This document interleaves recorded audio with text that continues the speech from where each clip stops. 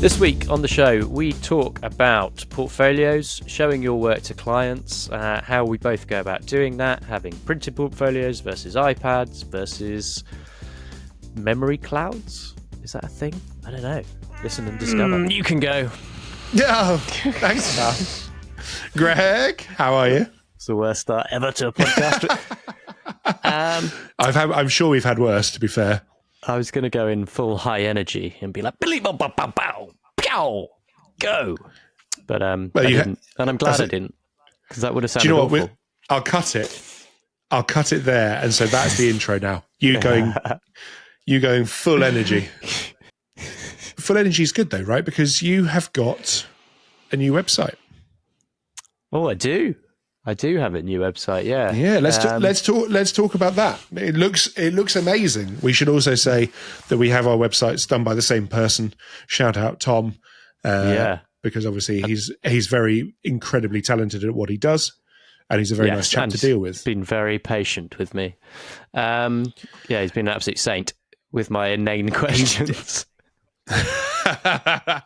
He's patient with me in a different way, I think. Because I come to him and I'm like, right, I need this, and this. And he's like, oh, gee, okay, right, okay. And I think with you, you're way more of an artist than I am. And you're like, well, I'm going to do this. And I think I'm going to do this. It's going to look lovely. It's a diplomatic way of saying, like, I'm an absolute technophobe. I'm getting very good. I'm actually going for a job in the Foreign Office. No, it's been a labour of love, but it's all live now. There's still one section of it, which is the shop, which I am waiting to launch, which we kind of launched last Tuesday and then ran into an issue with it, and immediately we're like, oh, okay. So actually, that's what I got to do when we get off this call is get back onto sorting that out. But yeah, it's been good. It's gone out to people. It's had some good feedback. I mean, I had my old one for 10 years, so it's, it was well overdue an update. But there was a whole saga with that in terms of the people that I was kind of built mine through had promised for maybe 2 years that they were going to bring in all these updates and never did, which was great. So yeah, I went to Tom and built me a bespoke one. And it's photography websites are all much of a muchness, aren't they? They've got a job to do. I think you can go all complicated with them, but ultimately, you go too complicated, you can run into problems, and they become, not particularly user friendly. Well, that's the interesting point, isn't it? Because I think actually what everyone needs to remember, and this is why Tom's great, is that he understands it from a UX or user experience point of view, and that's really where you have to start. Because we can be like, oh, this is how I want to display it. I wanted to do this, and this. Well, actually, does the user, how is that going to add to the user experience? Is it going to confuse them? Is it going to make them go, well, I didn't click that, or where am I? Yeah. And I think I've been on so many photographers' websites that look amazing, and then you just go, I do not even know how I've arrived at this point. Yeah, I've lost the cursor. How do I get back to that? I can't. Oh, now I'm here. Oh, forget it. And that's the thing. Like most of the people that are looking at websites, if you're talking about art buyers or picture editors or whatever, they've got limited time and they've got limited patience. And if they're not kind of seeing what they want within the first, 5 seconds, they're probably going to just give up. I mean, that maybe is doing them a disservice, but I find that No, but there was a study. There was a study years ago that if a website hadn't loaded in a certain amount of time, people just wouldn't bother with it. And you kind of go, well, actually, you then need to have an efficient website that is coded properly, that loads really quickly, and that's difficult for photographers because our stuff is often including motion and big files. Yeah. So there's a lot of difficulty there with it when it comes to websites, hence the optimizations, JPEG minis, CDNs, you name it. There's loads of ways to help. Yeah. But it does make a massive difference. Yeah, no, it does. One thing I'm excited about, but we'll have to keep on top of, is I've kind of rejudged the kind of news section and the blog section. And it's kind of nice because I didn't really ever use it like this before, but it's a nice place to show work that isn't necessarily going to live on the website, but in more, like a longer form than it would on social media. You know, so because I shoot a lot of kind of features or projects that have multiple images, it's nice to be able to kind of show a little story, I guess, in its entirety, which you don't necessarily get to do on the website unless you build your own kind of. If I build a project gallery for it, and some stories aren't really, you know, necessarily good enough to be sitting up there on a project gallery, or I say good enough, but kind of relevant enough to my clients. So you don't want to put too much stuff on a website, but it's still nice to be able to have somewhere where that stuff can go. So yeah, that's all live now, and yeah, it seems to be going down okay with people. So well, I have to say, I think it looks great. No. I think it looks great. So no, I think it's, you know, when stuff like that happens, I think always people just go, boom, I got a new website. Like it just happens. The amount of work that we all have to put in to create these websites is astronomical. Like just from, you know, the design and finding people like Tom, and then just thinking about how we want to display our work and the orders of it, and just the curation of everything. And then what do we want on our contact page? You know, yours is in the third person, mine's in the first person as far as text goes. Is that right? Is yours in the third person? I think so. Do you say I or Greg? I think I can't remember. I did get help writing it though, so in a way, I kind of like offloaded it to someone else and said, "Can you just write me a quick bio?" But I think the amount of curation that we have to do on the website obviously takes, you know, I guess we're probably quite used to that because of the amount of curation that we have to do for portfolios. Now, yeah, I also wanted to talk to you about your portfolio and my portfolio, because actually we've not really, considering they're the crux of how we show our work, I don't know how much we've covered it. Obviously, we've had Mprint on for an episode, but actually how much have we really covered portfolios?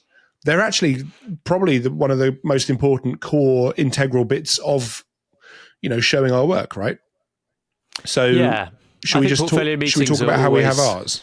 Yeah, I think they all. Yeah.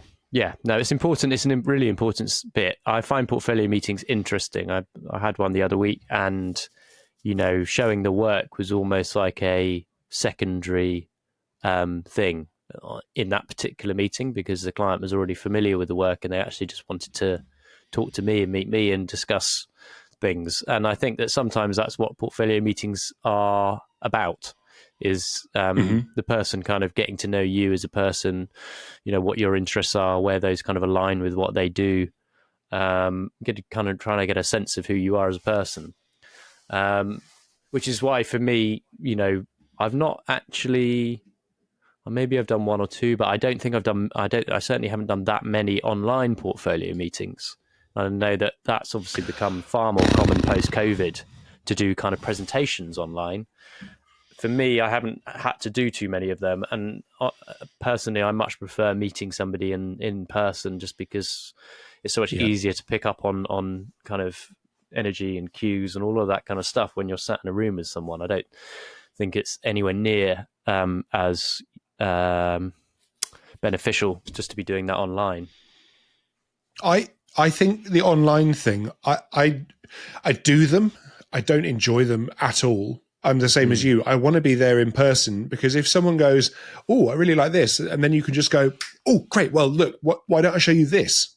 Yeah. You know, and it's much easier. Whereas I feel like when you're doing like online presentations, you almost have to stick to a bit of a script, and you kind of have less flexibility. Plus also, if you go, "Oh, quick, let me show you this," you then, if you're sharing your screen, are showing everyone your folder structure as you deep dive through your archive to try and find one particular file. You know, it's not as, it just doesn't have any of that kind of like, I think you've got to finesse.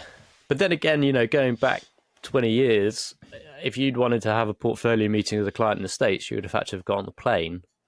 Whereas now you can have that meeting remotely. So it swings and roundabouts, really. I just personally, you know, I would still, you know, the last time I went out to New York, it was primarily for meetings. And I still think that that's the best thing to do, is to actually be able to meet people in person. But it's not economical unless you're able to line up a lot of meetings.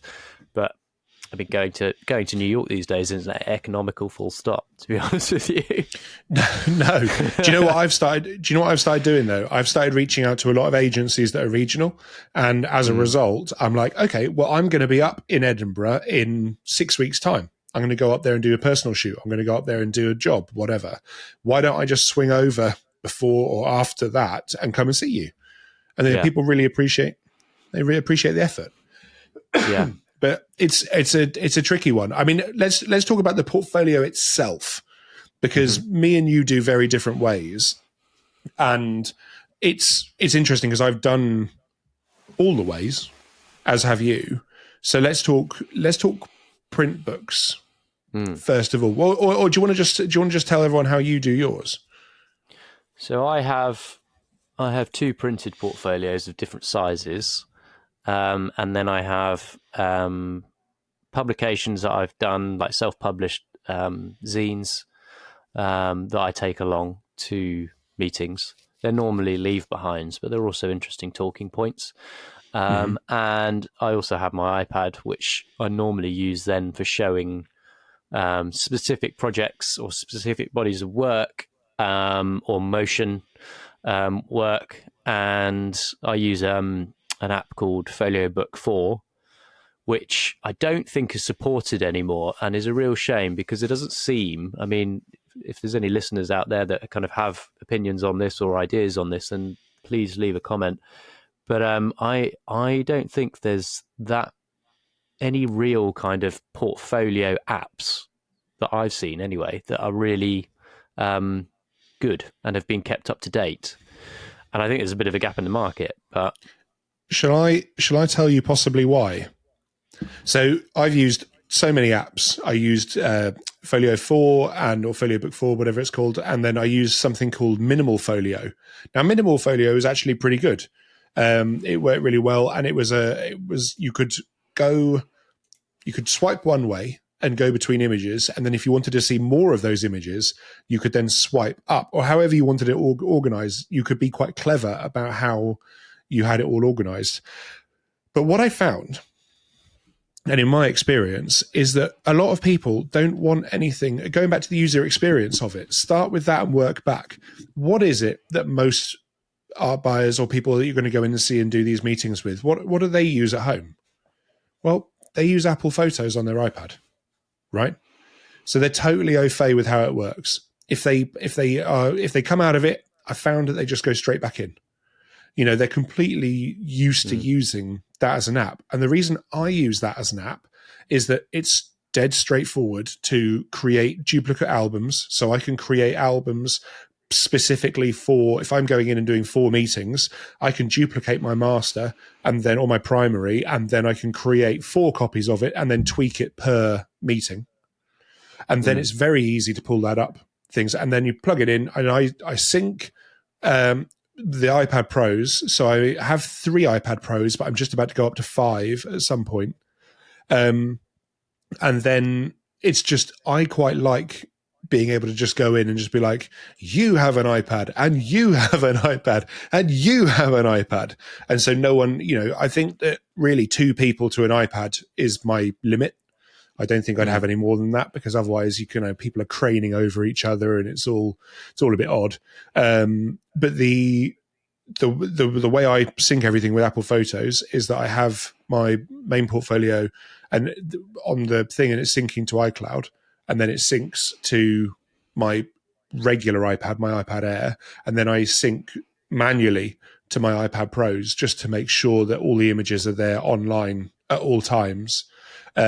Just in case iCloud has done this in the past, where it has gone, I'm going to make you offline. And then obviously if you're in the depths of an ad agency or something and you cannot get on the Wi-Fi or something, well, you just then have to skip that photo. Whereas manually doing it means specifically specifying the albums from Photos means that I can just create all these things and sync them over manually.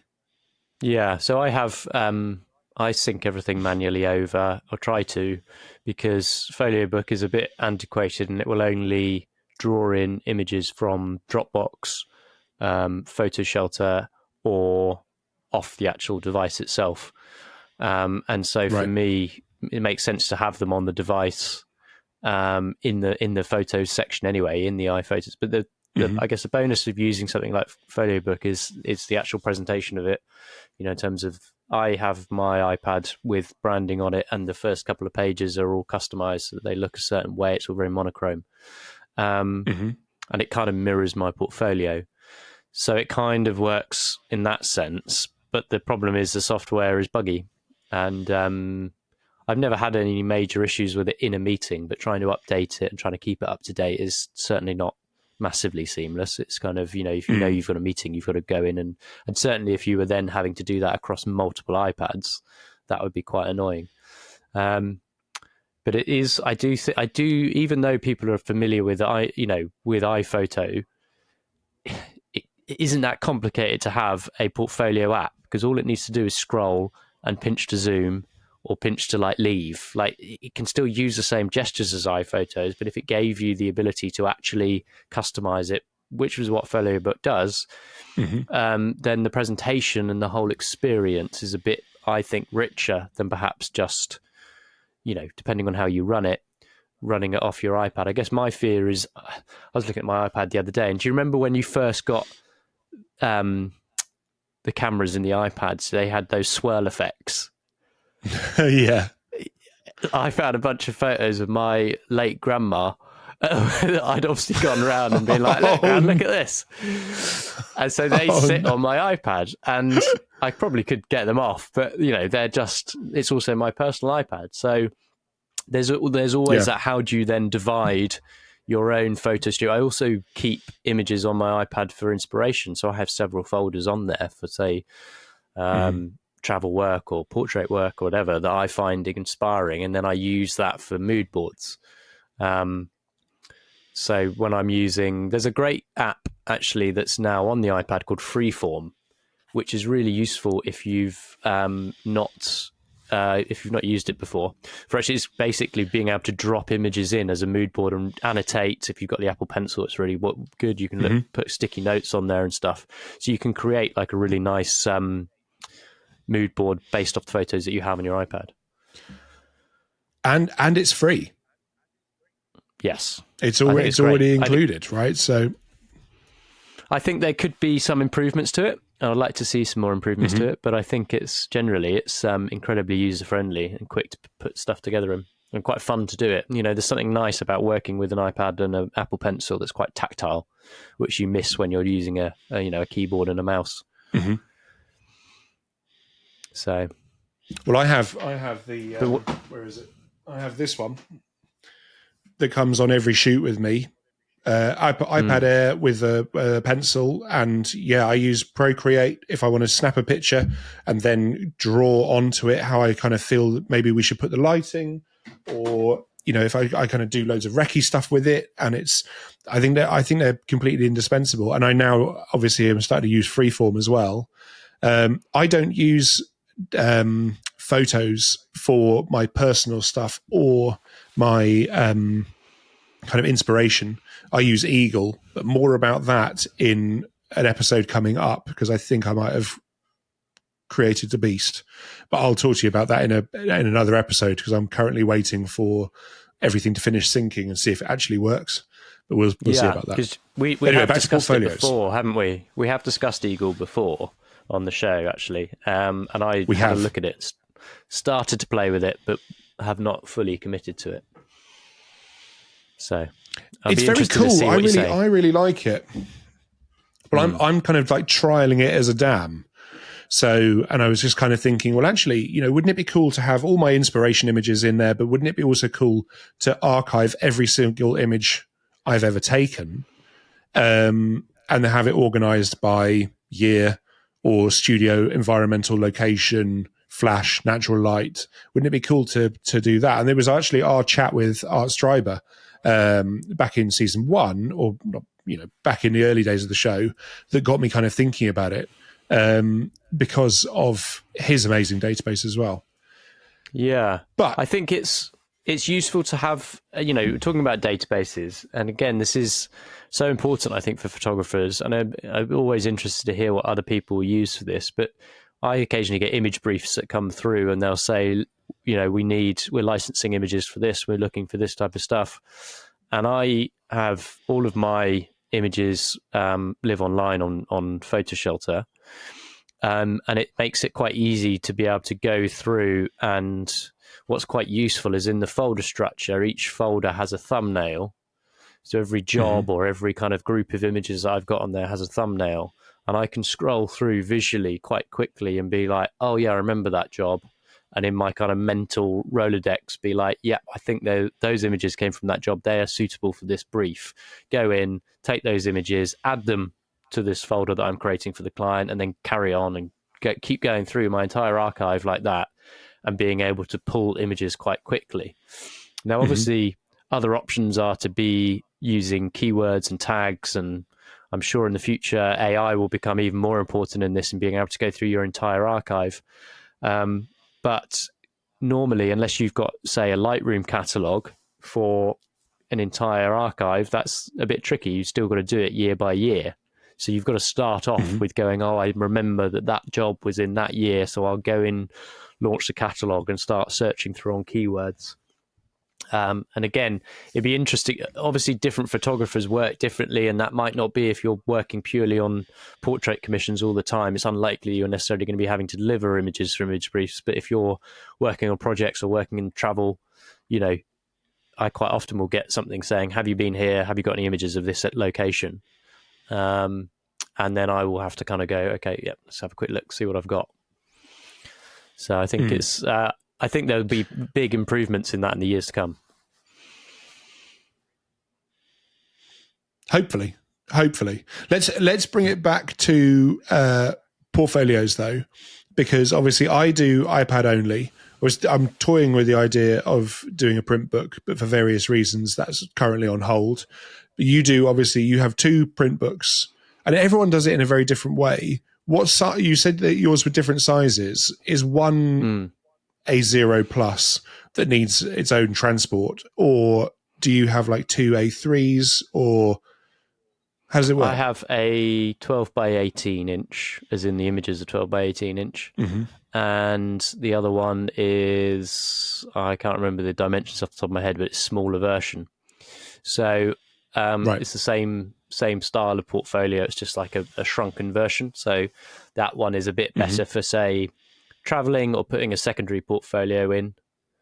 So that's why I run them like that. I run acetate sleeves, which is not the most popular thing, and certainly has issues. I think the big problem with portfolios is always keeping them up to date, and printing them on the best quality paper then is quite expensive, especially if you then do double-sided paper and you change an image or you change the order, you then have to get a whole load of prints redone.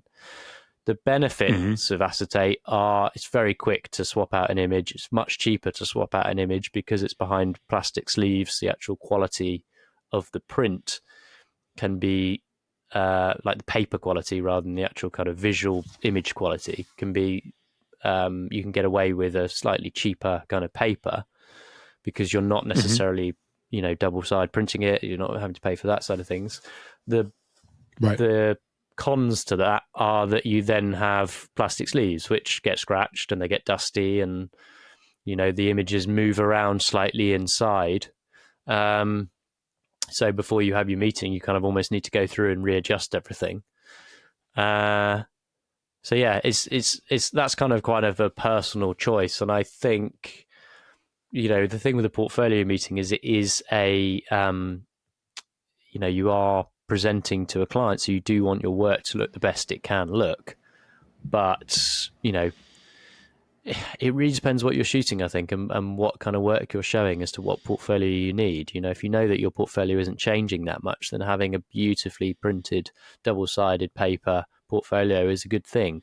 Whereas if you're going into different clients that have different needs and requirements, and you need to be constantly customizing your portfolio for that client, it's a little bit easier to have the acetate sleeve option, in my opinion. Anyway. No, 100%. I think that is one of the big things that's always kind of put me off the print books is that the lack of flexibility in it, and for me is why the iPad's a bit of a winner, is that I can just kind of change everything around. That said, obviously, print books, they definitely have their place. I mean, who makes your books? How long have you had them? The current ones I've had for a number of years, probably 6 years or so. I will just quickly say, the meeting I had a portfolio meeting last week. Portfolio didn't even come out. I ended up dragging it to the meeting and just showing some work on the iPad, and that was it. So, if we were, depending on where you're meeting as well, it's not always the best. Might be meeting in a coffee shop and you getting like a A0 portfolio out and putting it on one of those tiny little tables that's wobbling is not the best, not going to be the best approach. Yep. So, but my portfolio is made by Wyvern Bindery, which is Clerkenwell, Farringdon kind of area of London. And I know that Kathy Roberts is highly recommended. She's done some work for me in the past, and she's kind of based in a similar area. And there are a multitude of other options. You've used someone else as well. I do. I use so I actually reached out to these guys years and years ago. I was the first photographer that they worked with. And I had found them, and I always like trying to do things slightly differently, for better or for worse. But with these guys, it was definitely for better. I use a company, or whenever I've had print books made up, I've used Hartnack and Co. So that's Jackie and Nick down at Hartnack and Co. And they are it's a lovely family-run business somewhere down on the south coast, and they couldn't do enough for me. All the times that I've ever had books made up with them, I've always gone to them with some slightly weird requests, and their answer's always like, yeah, of course. And you go, oh, okay, great, cool. And they've always done a really beautiful job. And they also, what's most important, I think, is when I've gone to them with like silly requests, they have just gone, well, we might not necessarily recommend doing that because of this. Or the back cover you don't want made out of linen because it's always going down on the table and stuff like that. So they've been really helpful. I've now had 6 books or 7 books made by them, and print boxes and all sorts of stuff. And they've done wonders really for me. So I would wholeheartedly recommend those guys. There is also something coming up on the show, but watch this space. But yeah, Hartnack and Co were always my go-to. Yeah. Which reminds me, actually, we need to announce this week's winner for we do for our Capture One subscription. Well, can I just apologise to Dan Backman, because he won in the last episode, but because I got a bit carried away and I was very excited about talking to Emily, I actually forgot to include it in the edit. So Dan, apologies. I know Greg put it out on our socials, but if you are listening to this podcast and going, oh, my name's Dan Backman, then please obviously get in touch. We have a 6-month all-inclusive Capture One serial code for you. And do you want to announce this week's winner?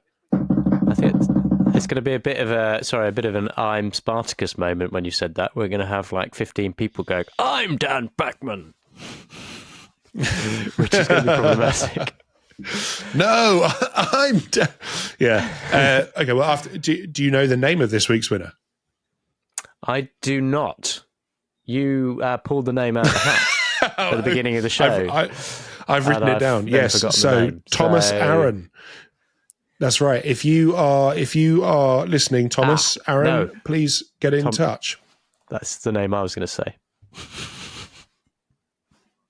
Mr. Aaron. Oh, sorry. Oh, I've jumped the gun.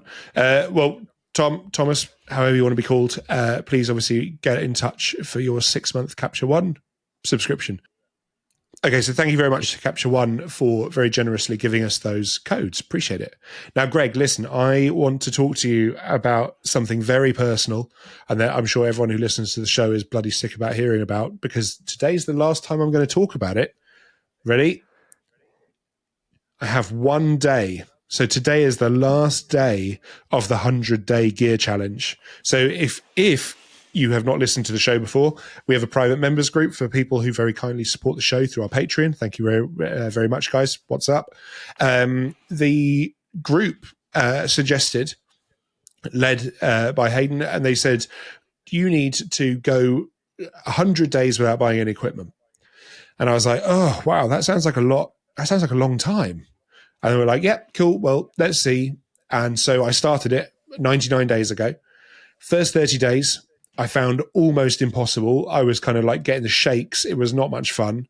And then something miraculous happened. And I think I talked about this in the last episode. I started to get my energy elsewhere. So I started reaching out to people and setting up meetings and updating my iPad, updating the website. And I was like, oh my God, I'm being productive.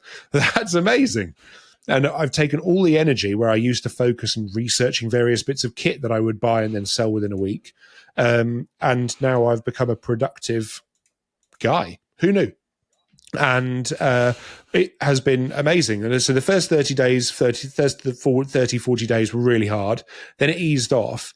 And someone asked me the other day, they were like, oh, so you're coming to the end. What are you going to buy? They joked in the group that I was going to, kickstart the camera industry again because I'm going to be buying loads of cameras.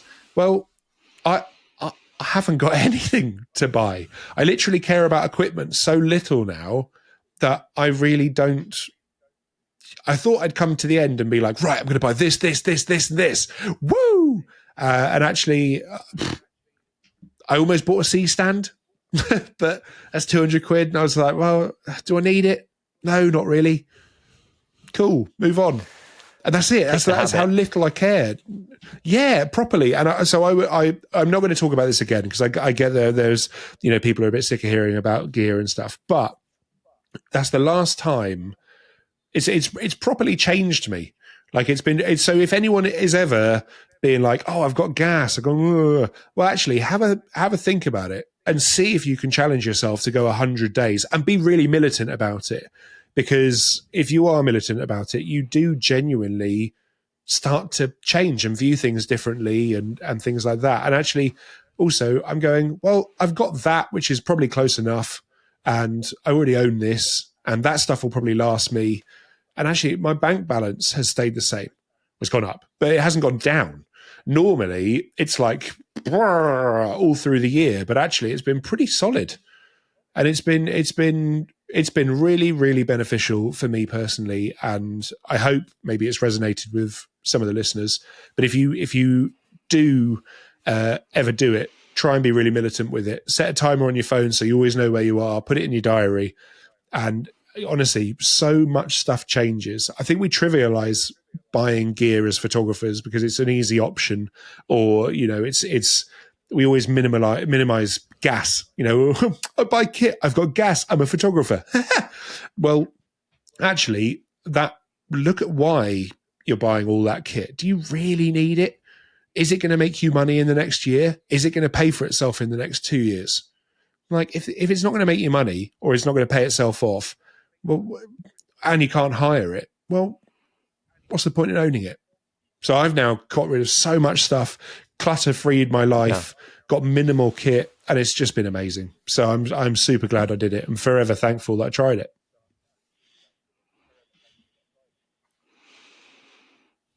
Next week, the first bit of kit Tom's bought. No, I'm good. I'm genuinely good. It's exciting. But yeah, I thank you to the guys who suggested it because I would never have thought about doing it, and actually, it's been super beneficial. So and now I don't really care. It's odd. I've gone the other way. I'm now making up for your because I wasn't buying a huge amount of kit before, but I've pre-ordered a camera for the first time ever. Have you the X100? Yeah, the Fuji X100 V1, I think they're calling it. It's the 6, though, right? Yeah, Roman 6. That's not got much of a ring to it, has it? X100 Roman 6. No. So no, it's one of those things that I have owned most, if not all, of the iterations of it, and it is something I'm quite excited about, having a little kind of everyday point and shoot again. That isn't my phone, but I'm with you. I think it's a good thing that you've done it, and I think it's important to kind of keep it in perspective. Quite often when we're buying kit, it's a way of making an excuse of why, if we're not feeling creatively fulfilled, it can be something that people rely on to get that kind of dopamine hit, which actually you could be getting elsewhere. And it's an easy thing to kind of to try and go out and buy something and kind of buy your way out of that funk. And it's not just photography. Obviously, every industry, anybody who knows like somebody who's got a kind of a hobby that they sink money into, you just have to look at the Sunday cyclists who go past on bikes that are worth thousands and thousands and thousands of pounds. And for them, it's their little thing that they like to spend their kind of disposable income on.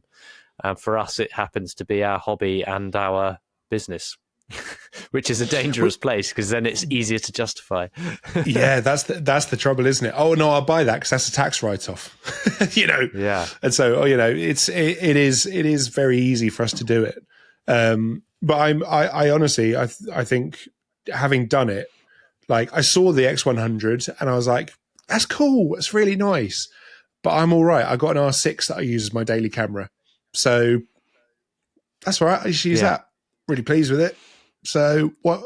But if that was me like 2 years ago, I'd have jumped in and pre-ordered it, same as yourself, and been like, well, definitely good for having the change. Well, for what? For what? Yeah. You use Fuji's, so it totally makes sense for you to have it. I understand that. And you've been a big fan of the X100 series for years, right? I mean, I'd say that when the first one came out, that was such a game changer in terms of the way I then used that camera and was able to take it places. I was traveling a lot. I think I had one in 2000. I'm not sure what year they came out, but I was traveling a lot in 2012, working a lot in Asia, and having that little camera with me was fantastic because wherever you were, you had it with you basically. As opposed, and I don't really do that with SLRs, or I say SLRs. Sorry, I'm showing my age now. Mirrorless. I don't really do that with TLRs. With bigger cameras, I just don't like having that weight. So yeah, and we'll see if it's lives up to the hype. As I said, it's one of those, because I have Fuji's, I'm kind of inclined already to go for it. So I'll let you know how I get on. But I think it's a good thing that you've done it, and thank you, I guess, to the our supporters in the Patreon group who've kind of forced us into it, or forced you into it. Because I was going to say, when does your 100 day start? Shh, don't give them ideas. Let's no, quite. Well, listen, quickly, before we do wrap this one up, can we just say a massive thank you for listening to the show and supporting the show? If you can subscribe to our YouTube channel, that would really help us. And currently it would enter yourselves into our Capture One serial competition where you can win a 6 months subscription, all inclusive, to Capture One. But also, if you'd like to support the show, maybe buy me and Greg a beer. It is, I mean, I say that you're helping our storage costs effectively to store all this mammoth amount of data that we've got. But you can subscribe to us on our Patreon, which is patreon.com/exposed negative. I think that's everything for this one, isn't it? Yeah. Until the next I'm going one, for a guys. haircut. Enjoy. Nice one. Well, enjoy, guys, and see you soon. Thank you so much for tuning in and listening to the show. If you would like to find out more, you can find us on YouTube, which is just youtube.com/exposed negative, and we are @xnegative on Instagram. And if you'd like to follow us personally, you can find myself there as @Greg Fennell, which is GregFunnell, and Tom can be found as tombarnes.com, which is TomBarnesDotcom. Thanks very much.